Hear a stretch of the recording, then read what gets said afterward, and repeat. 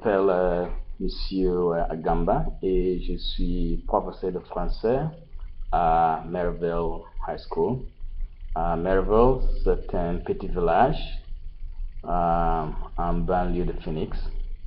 Alors, c'est une petite vidéo que j'ai fait pour mes étudiants pour les expliquer le passé composé en français. Alors, quand on parle de passé composé, ça veut dire quoi? Le passé composé, c'est un temps passé qui vous permet d'exprimer des événements qui ont déjà eu lieu. Par exemple, cet été, j'ai voyagé à Paris. La semaine dernière, nous avons joué au tennis. Toutes ces activités ont déjà eu lieu. Ce qui est très important pour le passé composé en français, c'est de bien noter que le passé composé est en deux parties. Il y a ce qu'on appelle le verbe auxiliaire ou bien le helping verb en anglais. Pour le moment, on va s'occuper de l'auxiliaire avoir. C'est-à-dire qu'il est très important pour mieux comprendre et maîtriser la conjugation du verbe avoir. J'ai, tu as, elle a, on a, nous avons, vous avez, ils ont et elles ont. On attache ce qu'on appelle un participe passé au verbe auxiliaire. Pour le moment, nous allons étudier le participe passé des verbes réguliers. Par exemple, le participe passé des verbes tels que travailler, marcher, téléphoner et écouter. Ce verbe termine en ER. Pour former le participe passé de ce verbe, commencez avec l'infinitif de ce verbe. Ensuite, laissez tomber les ER et ajoutez un E accent aigu. Alors, le participe passé de travailler devient travailler, mais avec un E accent aigu à la fin.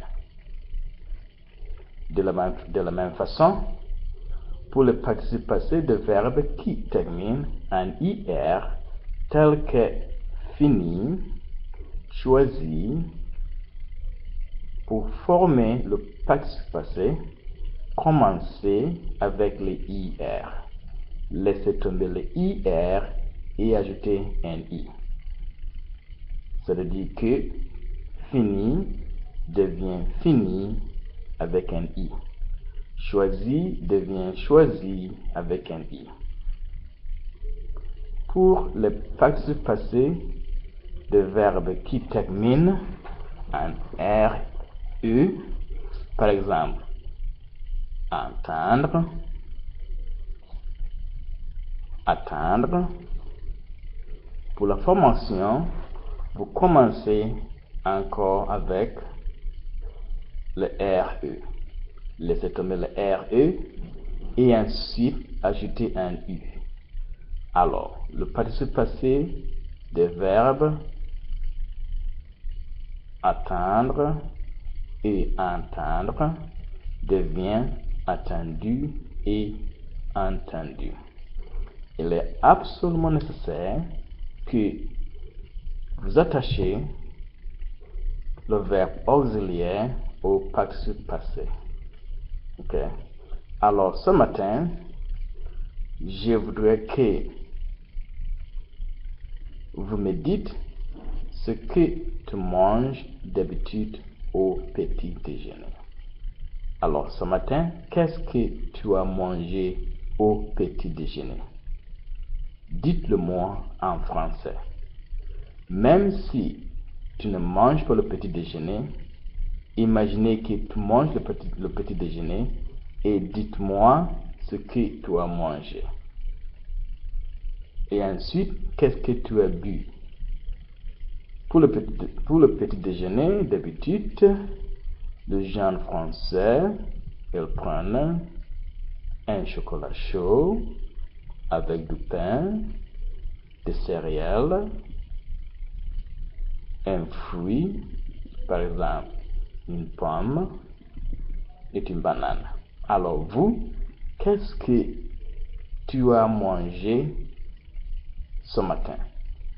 Même si tu n'as pas pris le petit déjeuner, imaginez ce que tu as mangé, au petit déjeuner ce matin. Ok, d'accord? Allons-y, au boulot.